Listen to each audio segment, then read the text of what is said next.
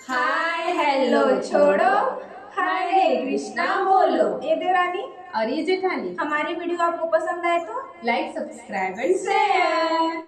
तो आज हम आपके साथ कुछ ऐसा रेसिपी शेयर करने वाले हैं कि जब आप कभी लेट हो जाए, सब्जी बनाने का टाइम ना हो, तो बहुत ही कम समय में और बहुत ही टेस्टी खाना थाली भर के बना सकते हैं।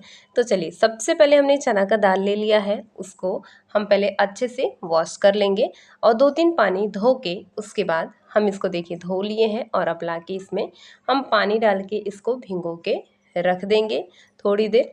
पानी डालने के बाद हम ढक देंगे और उसके बाद हम चलेंगे प्रिपरेशन करने के लिए। तो सबसे पहले हमने प्याज को 2-2 टुकड़ा करके पानी में रख दिया है, ताकि इसका जो तीखापन है ना पानी में आ जाता है। और इसको रख के 10 मिनट के लिए तब तक हम लहसुन को छील लेंगे।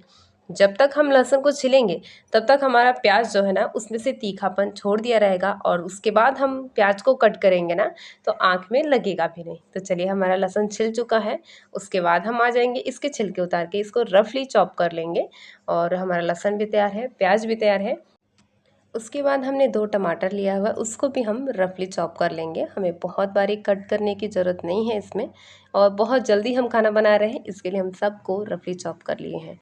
और अगर आप सभी को हमारी रेसिपी अच्छी लगती है तो शेयर करें, लाइक करें और कमेंट में ज़रूर बताएं कि कैसा लगा। तो चलिए, सब हमने प्रिपरेशन कर लिया हुआ है, तो अब हम चलते हैं गैस की तरफ। सबसे पहले हमने कुकर गर्म कर लिया हुआ है, उसमें सरसों तेल डाला हुआ है और जीरा का तड़का लगा देंगे। और जीरा अच्छे से जब पूरा हो जाएगा तो उसके बाद हमने 7-8 लौंग डाला है। उसके बाद तेज पत्ता और प्याज, इन सब को हम डाल के अच्छे से फ्राई करेंगे। और हम इसे सरसों तेल में बना रहे हैं तो ये बहुत ज़्यादा टेस्टी होने वाला है। तो उसके बाद देखिए, हम ये लहसुन जो बड़ी बड़ी कलियाँ थी ना, तो हमने इसको इस पे ही घिस लिया हुआ।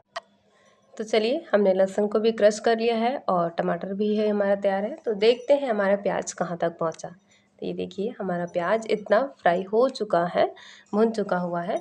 और अब हम इसमें डाल देंगे थोड़ा सा 1 पिंच 2 पिंच जैसा हींग, जो कि बहुत ही अच्छा स्वाद भी लाएगा। और खाने में तो इसकी जो महक है ना, मुझे स्पेशली बहुत अच्छा लगता है। तो चलिए, जो हमने लहसुन क्रश करके रखा हुआ था इसको भी डाल देंगे, क्योंकि हमें प्याज को बहुत रेड नहीं करना है, ब्राउन नहीं करना है, थोड़ा सा बस फ्राई कर लेंगे। उसके बाद देखिए, लहसुन को हमने थोड़ा सा भून लिया, उसके बाद हम इसमें टमाटर डाल दिए हैं। और टमाटर डालने के बाद जस्ट हम नमक डाल देंगे, और उसके बाद नमक डाल के हम इसको थोड़ा बहुत भुनेंगे और थोड़ी देर ढक के हम इसको कुक करेंगे, ताकि हमारा, और फ्लेम को है ना कम नहीं करेंगे, हम हाई फ्लेम पे ही कर रहे हैं, क्योंकि हमको इसको बहुत ज़्यादा गलाना नहीं है, बस थोड़ा बहुत फ्राई करना है। तो देखिए, हम इसको थोड़ा सा बंद करके पका लिए हैं, अब खोल के हम इसको थोड़ा बहुत चलाएंगे।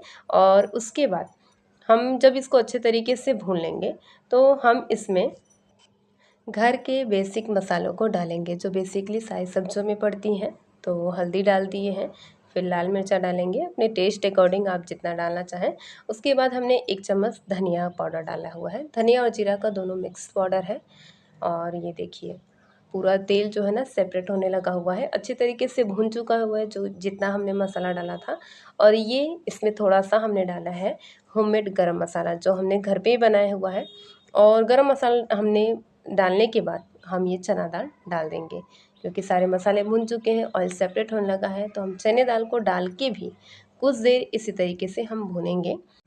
और इसी तरीके से हम भून के थोड़ी देर इसका जो है ना ढक्कन बंद करके और हाई फ्लेम पे ही हम इसको भूनेंगे। और देखिए, इसमें जो भी एक्स्ट्रा पानी था चने दाल के साथ जो था, वो सारा सूख चुका हुआ है, और बहुत अच्छे तरीके से मसालों के साथ ये चना दाल जो है भुन चुका हुआ है। तो थोड़ी देर जब हम इस तरीके से चला चला के भुनेंगे, और भुनने के बाद हम इसको फिर से ढक देंगे थोड़ी देर के, 2-3 बार ऐसा हम करेंगे, ताकि जितना भी एक्स्ट्रा पानी है ठंडा जो पड़ा था वो अच्छे से पक जाए। और उसके बाद हम थोड़ा सा कसूरी मेथी डालेंगे।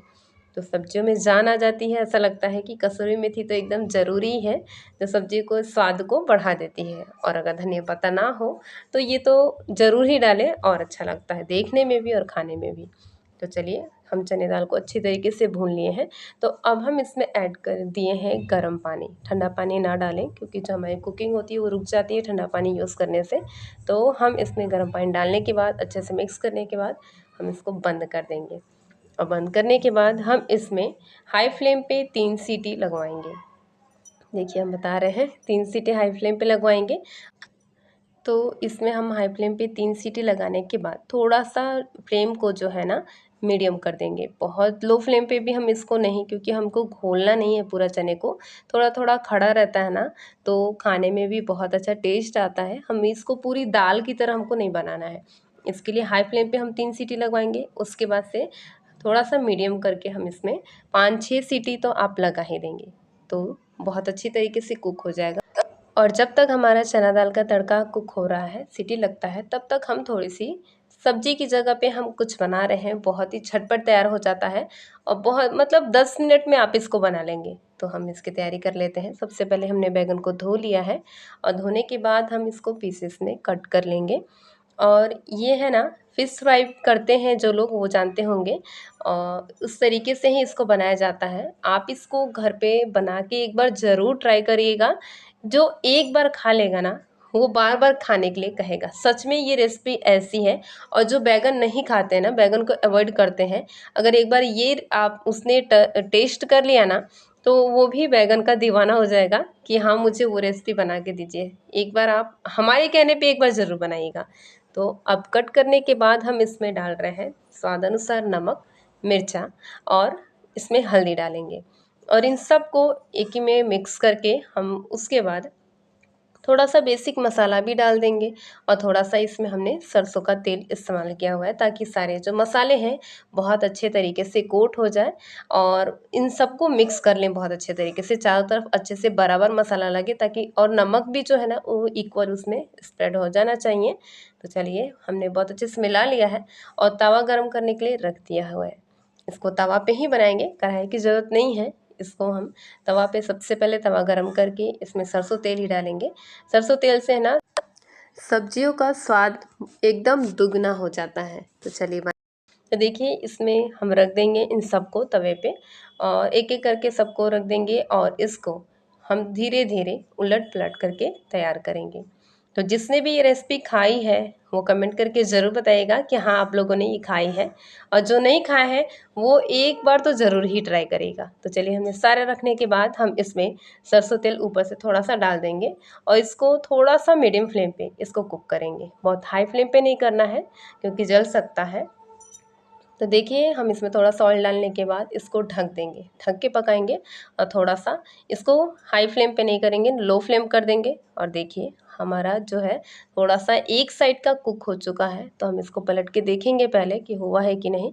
तो ये देखिए, बहुत अच्छा कुक हो चुका है। और ऐसा आप डिश जब खाएंगे ना, तो हमें कमेंट ज़रूर करेंगे कि सच में ये रेसिपी बहुत अच्छी थी। तो चलिए देखिए, हम सबको पलट दिए हैं और पलटने के बाद भी हम इसमें अगर ज़रूरत पड़ेगा तो थोड़ा सा 1 चम्मच तेल डाल देंगे, ताकि नीचे का जले नहीं। और इसको अच्छे तरीके से ढक के फिर से हम इसको कुक करेंगे। तो चलिए, जब तक वो पक रहा है तब तक हम देख लेते हैं कि हमारा तड़का कैसा है। तो ये देखिए, हमारा तड़का बहुत ही अच्छे तरीके से बन चुका हुआ है, ये देख के ही आपको पता चलता होगा। और हम इसको, ये जो है ना तड़का, बहुत पानी जैसा नहीं रखना है। इसके लिए हमें पहले ही बहुत ज़्यादा पानी नहीं डालना है। ये इस ग्रेवी जैसा रहे, गाढ़ा रहे, तो ही हम इसको चावल से बहुत अच्छे तरीके से खा सकते हैं, ताकि चावल में कोट हो अच्छे से। तो हम इसमें थोड़ा सा गर्म पानी ऐड करेंगे, क्योंकि बहुत ज़्यादा गाढ़ा था। तो आप इसे रोटी के साथ भी खा सकते हैं, अच्छा लगता है। और हम इसको जीरा राइस चावल के साथ सर्व करेंगे। तो देखिए, ये हमारा चना दाल का तड़का तैयार हो चुका है। और ये हमारा बैगन का भाजा, इसको भाजा कहते हैं, ये भी हमारा तैयार हो चुका है। दोनों तरफ से बहुत अच्छे तरीके से सिक गया है।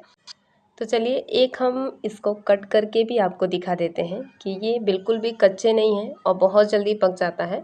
अगर सब्जी ना बना सकें और कोई सब्जी ना हो, सिर्फ बैगन हो, आलू भी ना हो, प्याज भी ना हो, टमाटर भी ना हो, तो आप इसको बना सकते हैं और बहुत टेस्टी लगता है। सब्जी की कमी थोड़ी भी फील ही नहीं होती है। और क्योंकि हमारा चना दाल भी है, बहुत मसालेदार ही है, तो सब्जी कुछ भी बनाने की ज़रूरत नहीं है। देखिए, यहाँ पे हमने बनाया हुआ है जीरा राइस चावल, और बेसिकली ये चावल के साथ बहुत अच्छा लगता है। तो आप सभी भी हमारे इस रेसिपी को एक बार घर पे ज़रूर ट्राई करिएगा, बनाइएगा, खाइएगा और अपने घर में मस्त रहें। और हमें प्रोत्साहन के लिए एक कमेंट, छोटा सा प्यारा सा कमेंट करके ज़रूर बताइएगा कि आप सभी को हमारे ये रेसिपी कैसे लगती हैं।